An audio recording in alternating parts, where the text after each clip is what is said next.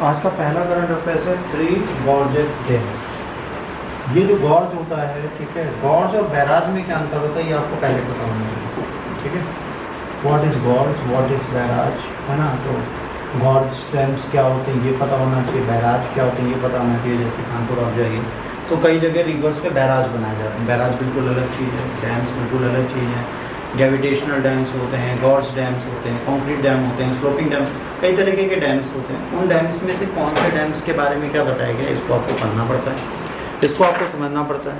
तो 3 gorges dams के बारे में बात की जा रही है। NASA scientist suggest China's largest hydro electronic dam 3 gorge dam has been shifting huge amounts of the water which is affecting the spinning of the earth. बहुत इंपॉर्टेंट चीज़ समझिए, इन्होंने बहुत बड़े डैम बना रखे हैं।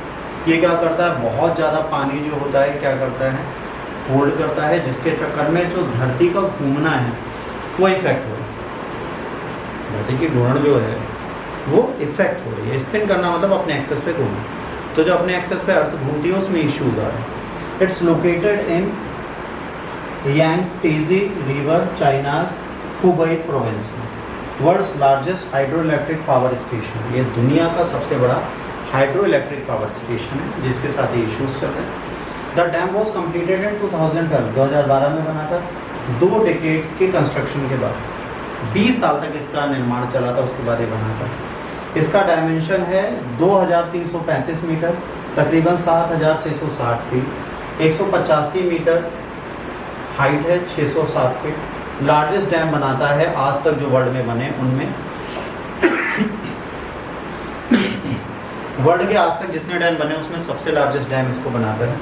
The dam reservoir has the capacity of 40 cubic kilometre of water. 40 cubic kilometre, समझ लीजिए बहुत बड़ी चीज़ होती है। 10 ट्रिलियन गैलन्स वाटर ये यूज़ कर सकता है, which can produce up to 22,500 megawatt of electricity. 800-900 megawatt में एक शहर क्या, एक पूरा ये स्टेट चल जाता है।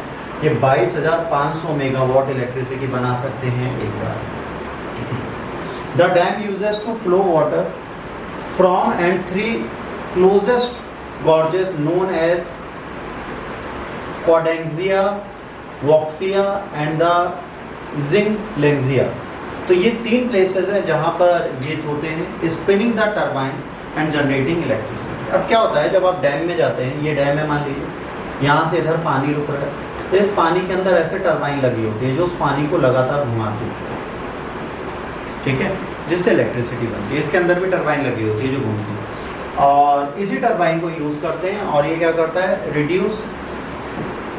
अब ये क्या करेगा, beyond hydro electricity capacity dam is intended to increase the Yangtze river shipping capacity and reduce the potential of floods downstream by providing flood storage space. नदी में जब ज़्यादा पानी आएगा तब भी ये डैम उसको रोक सकता है, जिसके चक्कर में निचले एरिया में क्या होगा, बाढ़ जैसी स्थिति कभी भी ना हो। ये लॉन्गेस्ट रिवर है कहाँ पे, longest river in both China and Asia and the 3rd longest river in the world. Length है 3915 माइल्स, मतलब 6300 किलोमीटर लंबी नदी है। ये एशिया की सबसे बड़ी और चाइना की सबसे बड़ी नदी मानी जाती है। It's also considered longest river for exclusively flow within the border of a single nation. ये वर्ल्ड की लॉन्गेस्ट रिवर है जो सिर्फ एक देश के अंदर बहती है, मतलब चाइना के अंदर इकलौती बहने वाली है सबसे बड़ी नदी। और ये विश्व में भी ऐसी पहली नदी है जो एक ही नेशन में सबसे ज़्यादा बहती है। It's basin drains an area of 6,98,265 square kilometre. मतलब ये हो गया कितना, स्क्वायर किलोमीटर है, तो इसको मल्टीप्लाई करोगे तो 18,08,500 स्क्वायर किलोमीटर है। From the source of the plateau of Tibet its mouth on the East China Sea, the river traverses or the service as the border between the 10th provinces and regions. ये क्या करता है, 10 province के बीच का border बनाते हुए जाता है। More than 3/4 of the river courses runs through the mountain. इसका 3/4 भाग कहाँ से जाता है, पर्वतों से होते हुए जाता है। यांगस्टेंस की प्रिंसिपल ट्रिब्यूटरीज भी हैं। लेफ्ट बैंक जो है वो है Yalong, Min, Jialing and the Han river, और राइट बैंक में है Wu, Yuan, Jiang and Gan river. ये इसके दाएं और बाएं की ट्रिब्यूटरीज हैं। तो ये थ्री गॉर्ज डैम है जो न्यूज़ में था। अब इतना पानी अगर ये होल्ड करेगा तो कहीं ना कहीं आपकी स्पिनिंग को प्रॉब्लम होगी। किसी चीज़ को रेगुलेट करते हुए कीप ऑन फ्लोइंग की सिचुएशन से हटाना थोड़ा खतरनाक माना जाएगा।